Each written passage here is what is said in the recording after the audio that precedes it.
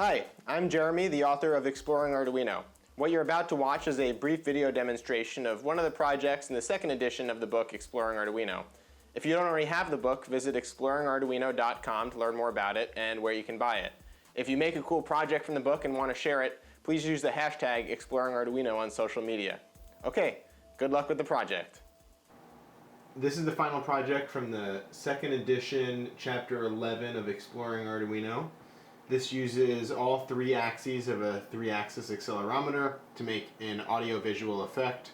Each axis controls a different color of the RGB LED and a different frequency of the speaker. It's compensated for the acceleration effects of gravity, so it doesn't do anything when it's sitting stationary. If I move it up and down, that controls the blue. Left and right is red, back and forth is green, and you can move them in all kinds of combinations to make different musical sounds.